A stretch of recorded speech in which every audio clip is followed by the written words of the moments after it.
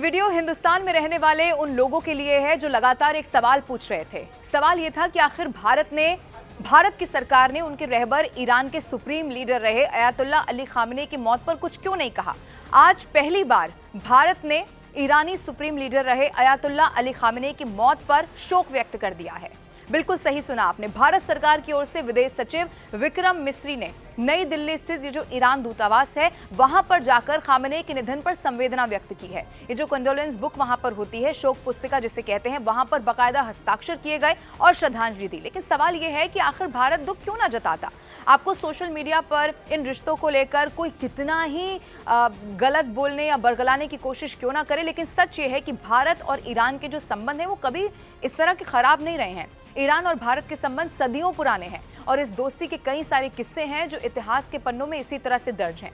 और इसी दोस्ती से जुड़ा हुआ एक वाकया पिछले साल, और ये क्योंकि बहुत हाल ही का, इसीलिए मैं आपको बता रही हूँ, जब इजरायल से संघर्ष के बीच ईरान ने अपना एयर स्पेस सिर्फ और सिर्फ भारतीय नागरिकों को वहां से सुरक्षित निकाला जाए इसके लिए खोल दिया था, जब सरकार यहाँ प्रयास कर रही थी।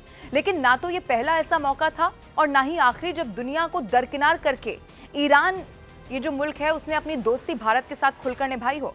और इसी की एक छोटी सी मिसाल 90 के दशक की यहाँ पर बताई जाती है, जब एक घटना जिसमें ईरान ने आर्थिक जो झंझावत थे उनसे जूझ रहे भारत को पश्चिमी देशों के कठोर प्रतिबंधों से बाल बाल वहां पर बचा लिया था। ये 90s की बात है और ये पाकिस्तान और दुनिया के कई जो इस्लामिक देश थे उनका रचा हुआ चक्रव्यूह था, जिसमें कश्मीर मुद्दे के बहाने भारत पर कड़े प्रतिबंध लगाने की उस वक्त तैयारी की गई थी। तब भी ईरान ने भारत का साथ दिया और इसीलिए ऐसे कई मौके रहे जब दोनों की मित्रता कैसी है वो दुनिया ने देख ली है। और ईरान के सुप्रीम लीडर की मौत पर दुख जताने से, देखिए, ये बिल्कुल भी मतलब नहीं है कि भारत और इजरायल की अच्छी दोस्ती नहीं है, अमेरिका और भारत की अच्छी दोस्ती नहीं है। आप फिर याद रखिए कि भारत का मान दुनिया में कैसे बढ़ रहा है। देश कोई भी क्यों ना हो, जब प्रधानमंत्री वहां पर पहुंचते हैं तो इस वक्त वो स्थिति है जब भारत को सब आदर से देखते हैं।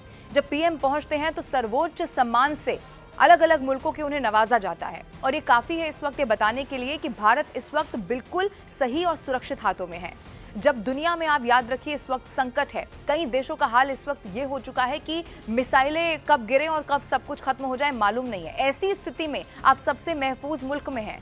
पाकिस्तान जैसे देश जब भारत को नुकसान पहुंचाने की हिमाकत करते हैं तो यही वो भारत मुल्क है जो ऐसी चोट देता है कि आज तक वहां पाकिस्तान वाले मलबा साफ कर रहे हैं। इसीलिए ये जो सोशल मीडिया पर एक प्रोपेगेंडा फैलाया जा रहा है, आपसे सवाल पूछे जा रहे हैं, अलग अलग बातें कही जा रही है, उसमें आप मत फंसिए। आप ये याद रखिए कि आप महफूज भारत में रहते हैं।